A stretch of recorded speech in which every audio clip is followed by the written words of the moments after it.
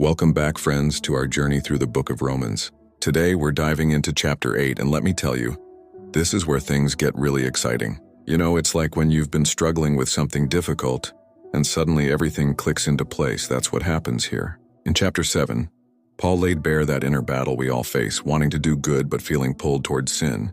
But now, in chapter 8, he's about to drop the mic with the ultimate solution: life in the Spirit. This chapter? It's a favorite for so many believers, and for good reason. It starts with the most incredible news, no condemnation, and ends with an unshakable promise, no separation. It's like a warm hug from God himself. Let's start with that first amazing declaration. Paul says, "There is therefore now no condemnation for those who are in Christ Jesus." Just let that sink in for a moment. No condemnation. None. Zero. It's like having all your debt wiped clean in an instant. You see, the law of the Spirit of life has broken those old chains of sin and death. Think about it. What the law couldn't do, and believe me, it tried, God did by sending his own Son. Jesus didn't just fulfill the law, he transformed our relationship with it. Here's where it gets personal. If you're in Christ, you're not just forgiven, you're free. That guilt you've been carrying? Gone. That shame that's been weighing you down?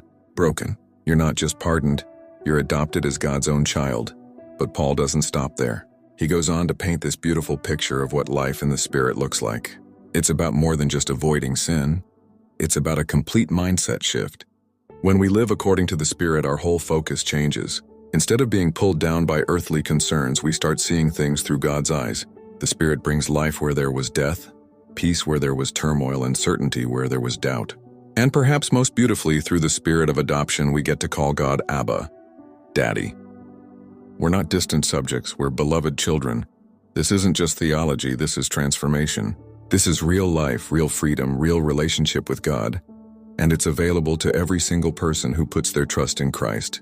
If this message spoke to your heart, type in the comments. Nothing can separate me from God's love.